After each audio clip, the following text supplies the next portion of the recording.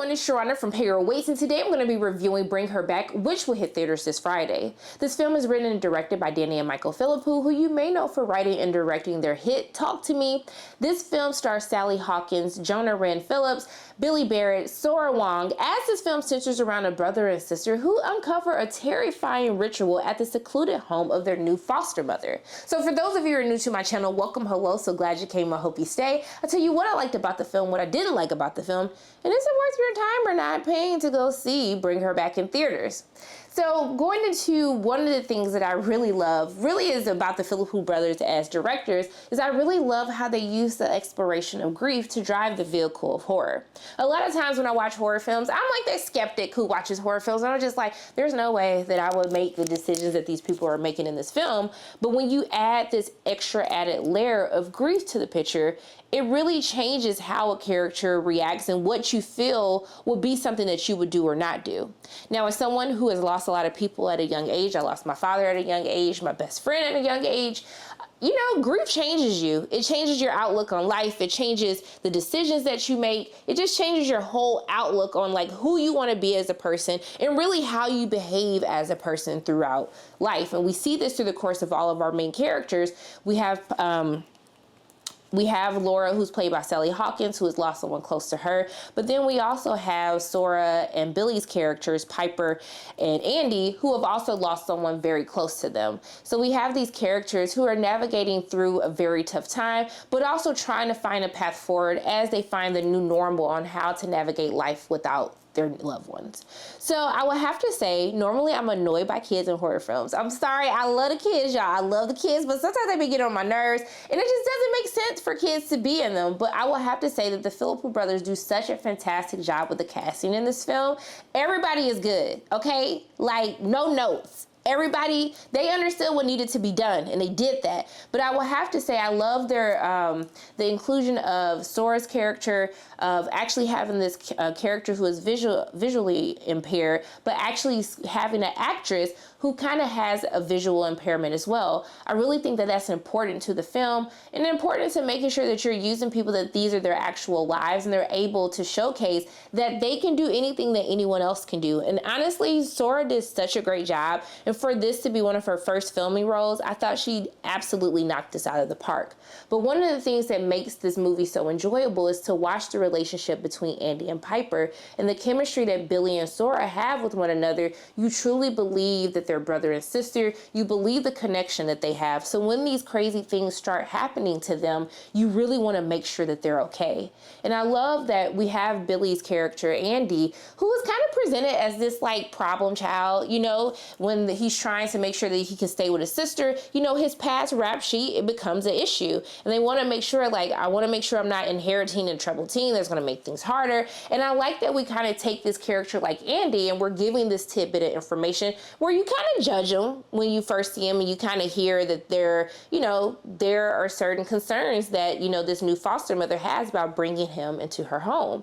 And so I like that we take this stereotypical kid, but we kind of flip that stereotype upside down because we see this young man who loves his sister, who wants to take care of his sister, who wants to be with his sister and make sure that he can help her through this difficult time while he still has his own demons that he's dealing with as well. And so I really love to see their connection, but also too, Sally Hawkins as Laura, she is this happy-go-lucky person, but I'm kind of just like, you a little kooky, and I don't know if I trust you, girl. You got us out here in this little secluded house out in the middle of nowhere. And then they also have a new sibling, Oliver, who is played by Jonah. Something's a little bit off with Oliver. Oliver seemed like he didn't been through some things, okay? And he not speaking at the moment, but it kind of adds to that eerie feeling where this person seems really nice, but then I see Oliver and something don't look, something not right with Oliver. And it feel like Oliver done been through something and he can't tell us what's going on. So now my spidey senses are tingling, Laura, and I'm looking at you sideways. I'm looking at you crazy. And I like that we have this dynamic of Andy, who is very quiet and kind of, he's outspoken when he needs to be, but he's paying attention to these small things that are happening, things that Laura does that like doesn't make sense, but you try to brush it off because, oh, she is so nice. But then it's just like, girl, why you doing that? That don't even make sense. So I love that you have this eerie feeling while you're watching it before you actually get to what bring her back means, where you get to the main portion of the plot, where you just feel very unsettled, like something isn't right, but I don't know what it is. And then when they actually reveal what is happening, I didn't have that on my bingo card to know what was actually going on. But I think they do a really great job of kind of just when you think you have it figured out, they kind of go a different direction and you're kind of just like, what the heck is going on? Like, what the hell? What the hell? That was me the entire time watching this film. But I do want to give kudos to Jonah Wren Phillips, who plays the character Oliver, who is one of Laura's foster children, who doesn't speak much because there's something that Oliver has went through. And it just makes you feel like, I know this kid has been through something and like, I want to be there for him. But also too, Oliver is creeping me out a little bit. And I think that Jonah does such a fantastic job just with like the physical acting that he's doing, even the prosthetics that they put onto Jonah as Jonah goes through this transformation throughout the course of the film. I was just like, give this little boy every role he wants because he did such a fantastic job. Like literally everyone in this cast is just so good, okay? Now also too, I do want to say that this movie is unsettling. Would I say that this movie is like a scary film?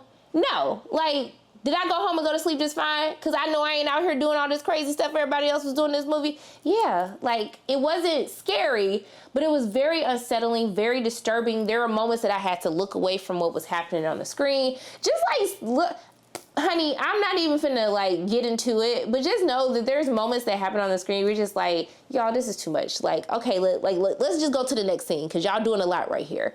But I like that it has this eerie feeling throughout. And as you get these little tidbits of information as the story continues to unfold, I love how they kind of use the horrors of real life.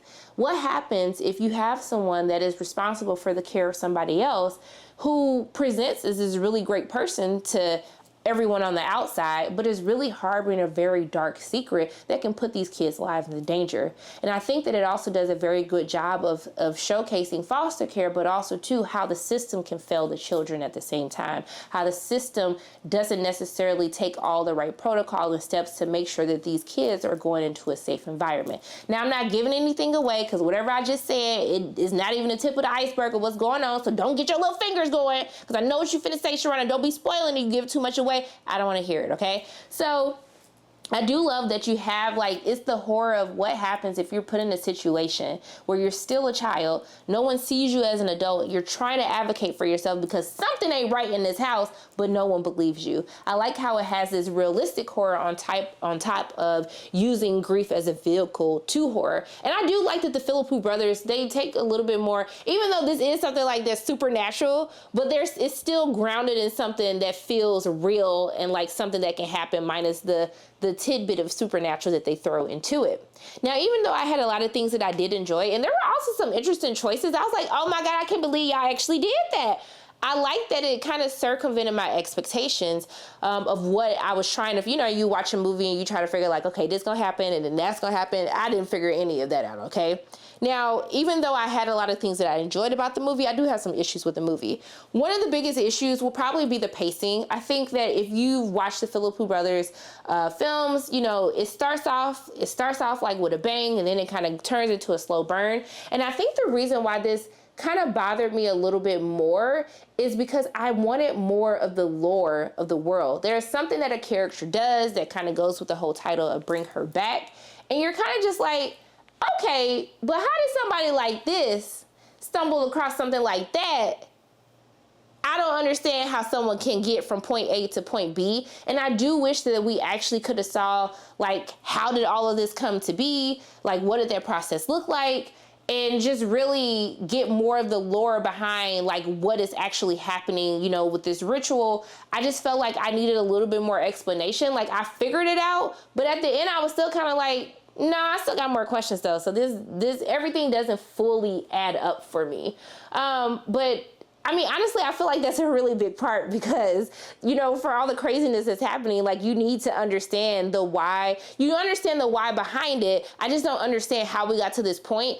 And baby, like what they're doing is something that you have to go down the craziest of all rabbit holes to get to. So I really need to understand how somebody like this, like stumbled onto this part of the internet, okay? Because that was just insane. And I really think that for me, that was probably one of my biggest issues in the film is it was cool. It was an interesting idea. I just didn't feel like it was fleshed out all the way. But overall, I still had a good time. I was disturbed. I walked out of that theater. The rep tried to leave me in the theater by myself. I said, baby girl, baby girl, baby girl, what you not finna do? She was like, hey, you can go in. I don't watch horror, so I'll just wait out here. I said, I know you effing lying. What we not finna do is leave my black behind up in this movie by myself. You finna come in here. You gonna suffer with me. You gonna be disturbed. And every time something crazy happened, we would just look at each other. I'd be like, girl, do you see this? And she'd be like, girl, yes.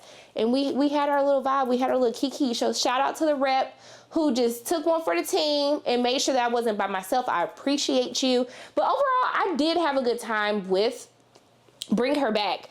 I wasn't the hugest fan like everybody else with Talk to Me. I enjoyed it. I liked the premise of it, but I just didn't feel scared. And I just kind of felt like, okay, y'all been hyping this up. And I'm just like, it's cool. Like, interesting idea. I like that they have these original ideas.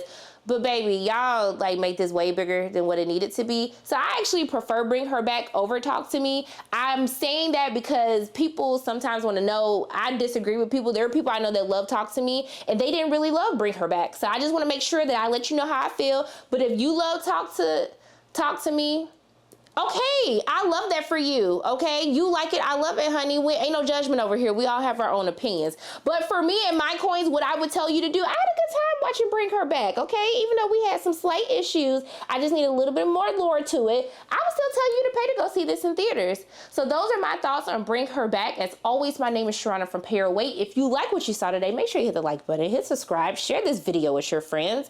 And I love you guys 3000. And until I see you again, bye.